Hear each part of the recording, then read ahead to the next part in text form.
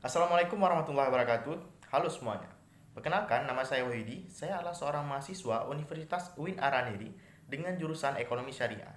Pada hari ini, saya akan sedikit membahas tentang suatu topik yang memang tidak akan asing bagi Anda. Nah, topik tersebut adalah tentang pajak.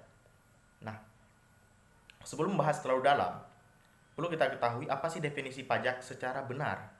Nah, seorang profesor Dr. Rahmat Somitro mengatakan pajak adalah iuran rakyat kepada kas negara berdasarkan undang-undang dapat dipaksakan dengan tidak mendapat jasa. Timbul yang langsung dapat ditunjukkan dan yang digunakan untuk membayar pengeluaran umum. Nah, arti pajak dalam Undang-Undang Nomor 28 Tahun 2007 yaitu pajak adalah kontribusi wajib kepada negara yang terutang oleh orang, pribadi atau badan yang bersifat memaksa berdasarkan undang-undang dan tidak mendapatkan imbalan secara langsung. Jadi dia tidak ada mendapat imbalan secara langsung dan digunakan untuk keperluan negara bagi sebesar-besarnya kemakmuran rakyat. Nah, kemana sih penggunaan uang pajak ini? Jadi, penggunaan uang pajak yang dipungut itu didistribusikan kepada beberapa. Di antaranya yaitu adalah pembayaran gaji aparatur negara seperti pegawai negeri sipil, tentara nasional, polisi, dan pembiayaan berbagai proyek pembangunan. Selanjutnya ada subsidi bahan bakar minyak, subsidi listrik, subsidi pupuk, subsidi bantuan langsung sementara masyarakat, dan sejenisnya. Selanjutnya ada pembangunan sarana umum seperti jalan, jembatan, rumah sakit, puskesmas, dan kantor polisi. Dan ada juga pembiayaan lainnya dalam rangka meningkatkan kesejahteraan masyarakat. Selanjutnya, apa sih syarat-syarat pemungutan pajak itu sendiri? Nah, pemungutan pajak harus adil. Itulah salah satu syaratnya. Dalam keadaan yang sama, wajib pajak harus dikenakan pajak yang sama pula. Contohnya, PPh dikenakan terhadap PKP yang sudah diperhitungkan PTKP. PTKP ini tidak sama bagi setiap wajib pajak. Yang selanjutnya yaitu pemungutan pajak harus berdasarkan undang-undang. Nah, ini syarat yuridisnya. Yang selanjutnya itu tidak mengganggu perekonomian. Itu syarat finansialnya. Dan pemungutan pajak harus efisien dan secara sederhana. Ada beberapa teori yang mendukung pemungutan pajak itu sendiri, yaitu ada teori asuransi, teori kepentingan, teori daya pikul, teori bakti, dan asas daya beli. Nah, pertama kita akan bahas tentang teori asuransi. Teori asuransi yaitu negara melindungi keselamatan jiwa, harta benda, dan hak-hak rakyatnya.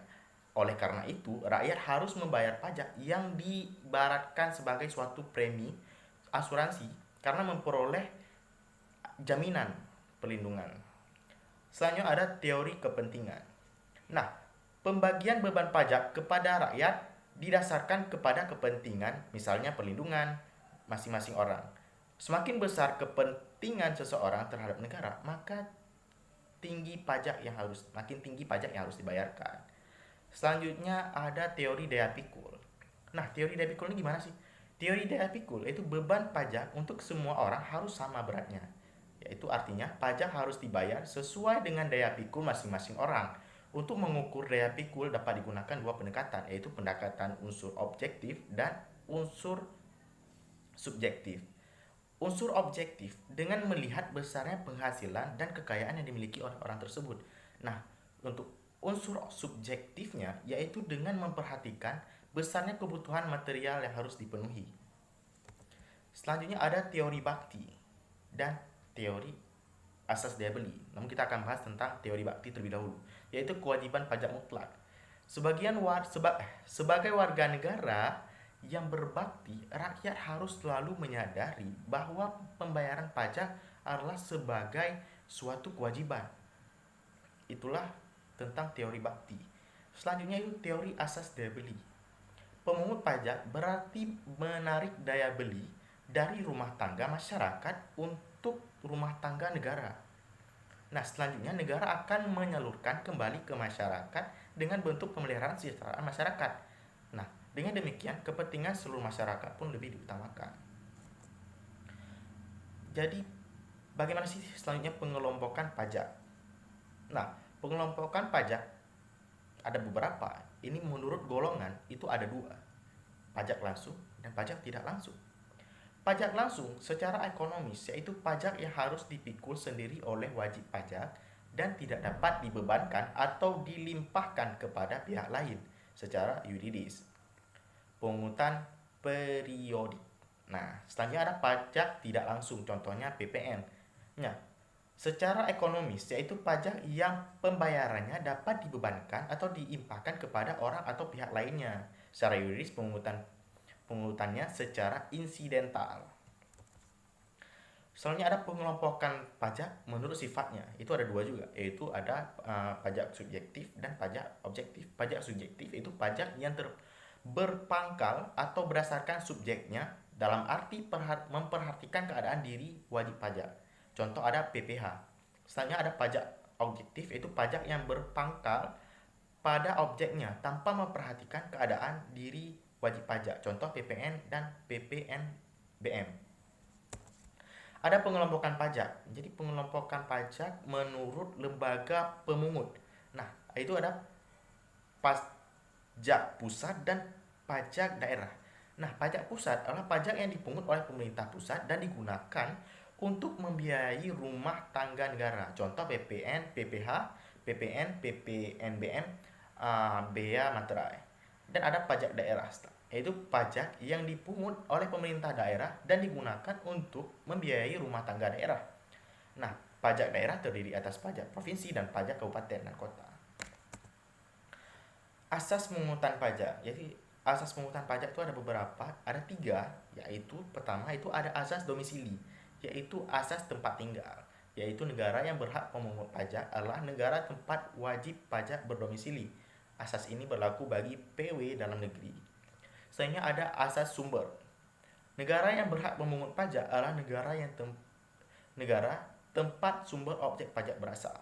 Selanjutnya ada asas kebangsaan, yang ketiga itu asas nasionalitas, yaitu negara yang berhak memungut pajak adalah negara asal kebangsaan subjek pajak. Asas ini berlaku bagi PW luar negeri.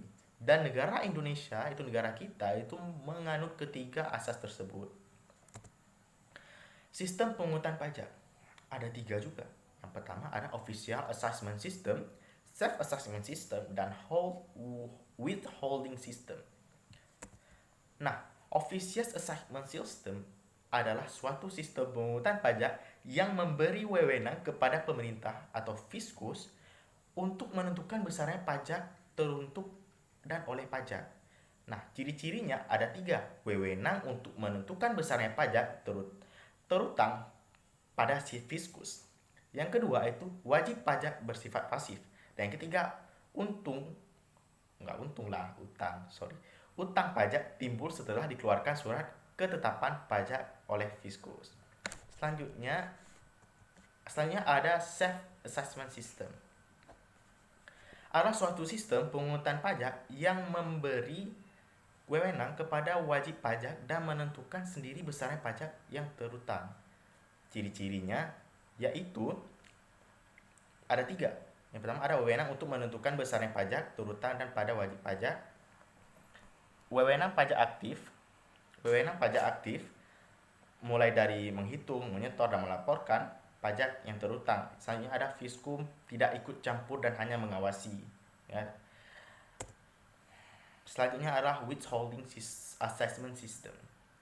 Nah, adalah suatu sistem pemungutan pajak yang memberi wewenang kepada pihak ketiga, bukan fiskum dan bukan wajib pajak yang bersangkutan untuk menentukan besarnya pajak yang terutang oleh wajib pajak. Ciri-cirinya wewenang yang menentukan besarnya pajak yang terutang ada pada pihak ketiga, pihak selain fiskum dan wajib pajak. Adapun hambatan pemungutan pajak, selanjutnya kita masuk ke dalam hambatan pemungutan pajak, yaitu ada 2, yaitu hambatan terhadap pajak dapat berupa perlawanan pasif dan perlawanan aktif. Perlawanan pasifnya yaitu masyarakat enggan bayar pajak disebabkan oleh beberapa hal, seperti perkembangan intelektual dan moral masyarakat, sistem perpajakan yang mungkin sulit dipahami masyarakat, dan sistem pengendalian tidak dapat dikenali dan dilaksanakan dengan baik. Selanjutnya ada perlawanan aktif. Perlawanan aktif meliputi semua usaha perbuatan secara langsung ditujukan kepada fiskum untuk tujuan dan menghindari pajak. Bentuknya antara lain yaitu tax avoidance, yaitu usaha meringankan beban pajak dengan tidak melanggar undang-undang. Selanjutnya ada tax evasion, usaha meringankan beban pajak dengan cara melanggar undang-undang. Ini sangat berlawanan. Jadi, sekian video kali ini. Semoga dapat bermanfaat. Bye. Assalamualaikum warahmatullahi wabarakatuh.